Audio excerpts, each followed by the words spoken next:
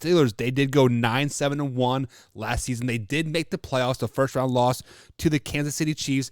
Big Ben has retired. They pick up Mitchell Trubisky in the offseason in free agency. Wyatt, they drafted a quarterback and some other key pieces on that team. But how do you rate the Pittsburgh Steelers draft? Well, starting off here, starting off, I had to take a couple of looks at this draft. This draft was pretty interesting to me. I think I was really on the fence of I couldn't decide if the Steelers did a really good job or a really bad job. And the conclusion that I came to was I think they did a really good job. I do. Going forward in the future, Kenny Pickett, he played at Pittsburgh. It's the Pittsburgh Steelers. If there's a guy there at 20 who is a good first round capable guy, a leader at the quarterback position, he's got the big arm, while the hand size may be smaller, he's a good quarterback overall. He was a Heisman candidate. He threw for a lot of yards, threw for a lot of touchdowns. So with that 20th overall pick at Kenny Pickett, I like that. I did overall like that pick. Do I think Malik Willis would have better fit their, not system? Do I think that Malik Willis is a better quarterback than Kenny Pickett and is going to have a more successful career? Now that he fell to the Titans, maybe not. But if he would have went to the Steelers, I do think he would have been better. But Pittsburgh went with Kenny Pickett, which I do understand. Like I said, it's the Pittsburgh guy. You kind of have to go with him. So overall, I liked their first round selection. The second round and on is really where it gets interesting, though. So round 2, pick 52, they get George Pickens, who is a menace to society. I mean, he is and I cannot explain this to you enough, perfect Steelers wide receiver. Absolutely perfect Steelers wide receiver. Because look back at Steelers wide receivers. There's always something with them. You have Antonio Brown, who is just extra, always doing, he's the Kanye of the NFL pretty much. Yep. If I had to compare him to something. You had Juju Smith-Schuster, who's always on TikTok, all that stuff, drawing the attention. And you look at Chase Claypool, who's drawing the attention for some of the plays that he made last year with, like, when he's celebrating and they have 10 seconds till the clock's going to run out. And it's like, what are you doing? So it's just like, it was a textbook pick. I was sitting there and I was so confused. I was like, man, why'd they take Pickens there? But when I thought about it, it makes so much sense. George Pickens, if you watch his tape, George Pickens genuinely does love playing football, but more than that, he loves starting SH. Like, he loves starting more than he loves playing football. I mean, if you look at the clip, I don't know who they were playing. I think it's Georgia Tech. He grabs that wide receiver or the cornerback by the face mask and like runs him over to the wall and just bashes him face first into the wall. He was blocking to the whistle. I guess he's a perfect pick for the Pittsburgh Steelers. I mean, he fits the bill incredibly. They've always got the extra over the top wide receivers, so perfect pick, in my opinion. Leo Stevensville out of Texas A&M, third rounder, a really solid pick. I think he adds to that already stacked defense. That defense is getting too good now because they just added Miles Jack this offseason. They've already got TJ Watt, Minka Fitzpatrick, Cameron Hayward.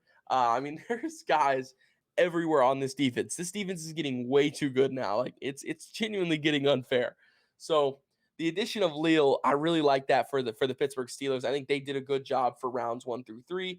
Also in round 4, Calvin Austin, you get another wide receiver out of Memphis. This wide receiver group for Pittsburgh has kind of been depleted a little bit, and they needed to add some guys. So getting to throw Calvin Austin there in the mix as a 4th rounder, I like that pick. Their 6th rounder is in my opinion one of the most underrated picks in the draft.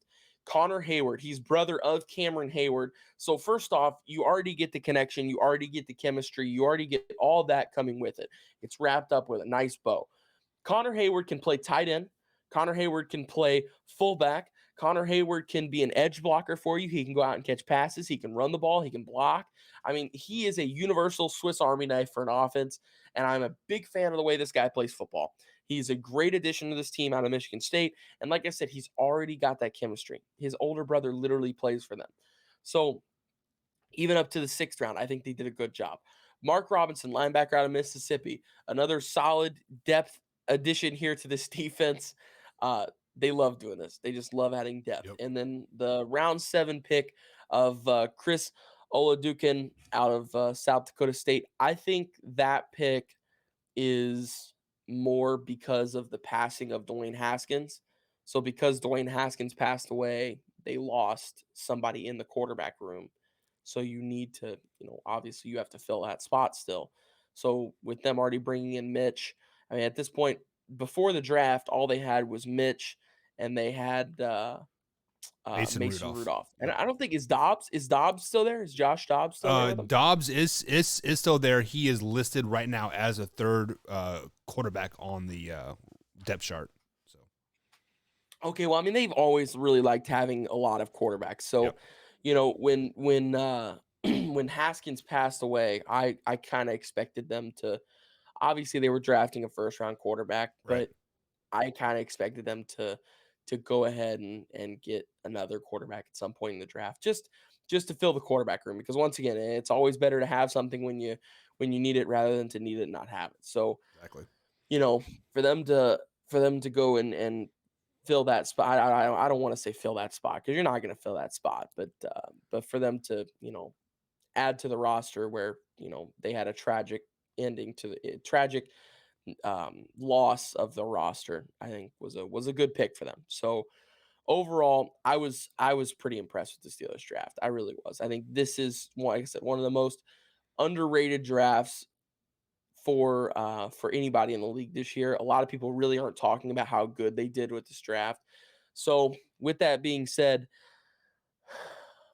I'm right on the fence still. I'm on the fence. I can't decide if I want to go B+ or if I want to go A- because there's a part of me that really wants to go A- because I think that they did an A- job. But there's a part of me that's like, every one of these picks could not work out. Like all of these picks are home run or strikeout guys. Exactly. Yeah. So it's like, that's a good point. I didn't think about that. Yeah, that's a great point. Kenny Pickett is a home run strikeout guy. George Pickens, home run strikeout guy. DeMarvin Leal, I think he's gonna be good. I think he'll stay around for a while. Calvin Austin, another. Connor Hayward. I think Connor Hayward stays around for a little bit. But just pretty much there's a lot of just hit or miss guys. So at the moment, I'll give him an A-. We'll adjust as time goes on. But for the moment and for the time being, the Pittsburgh Steelers, in my book, get an A-, and their best pick is Kenny Pickett. Yeah. Oh well. First round. Just